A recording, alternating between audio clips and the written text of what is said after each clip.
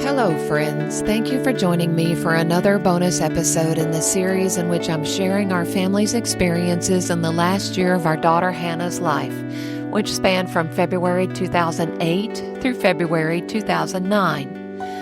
My desire is to process through the events of those 12 months with a perspective that 16 years has brought, and to point listeners to hope in Jesus along the way. I'm grateful you've joined me. This is bonus episode number 147, Unexpected MRI, December 15th, 2008. For several days, the weatherman had been predicting a nasty ice storm on Monday. In Arkansas, that means everyone runs to the store to stock up on bread and milk in case they're stuck at home for a few days. We charge up our electronics and make sure we have dry firewood, as electrical power will most likely be lost. Kids rejoice at the prospect of school cancellations, and teachers look forward to a few days off in their pajama pants. But today was the day Hannah would finally be starting her long-postponed chemotherapy treatments, and a little ice was not going to keep us away. We were anxious to find out when her new MRI would be scheduled so we could get some answers to the increased nausea and headaches she was experiencing.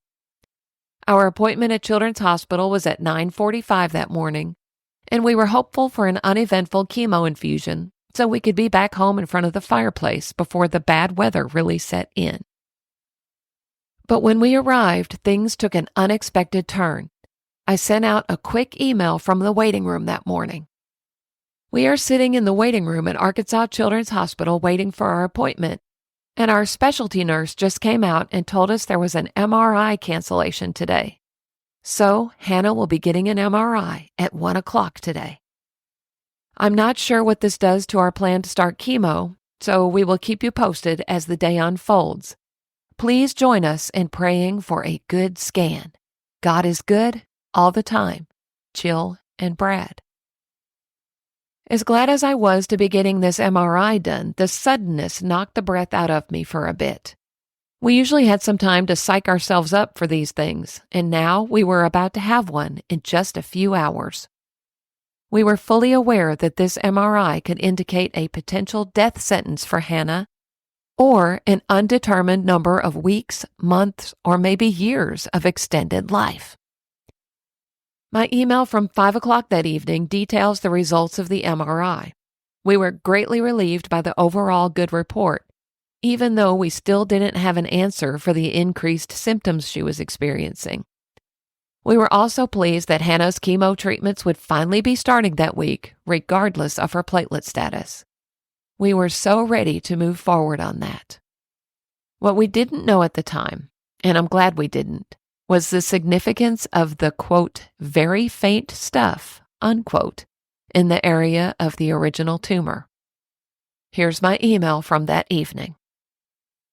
After a very long day, we were finally able to meet with our oncologist a few minutes ago, and he showed us today's brain scan compared to the one done in September. He was really pleased with how it looked. The two large tumors in the brainstem area are much smaller and less bright than they were. There was some very faint stuff that showed up in the area of the original tumor, in the area of her brain that could not be re-radiated. He says the chemo should take care of that. There is no sign of brain swelling, so that's really good too. We don't have the spine scan results yet, and I'm guessing we won't see those until Wednesday, when we will be returning.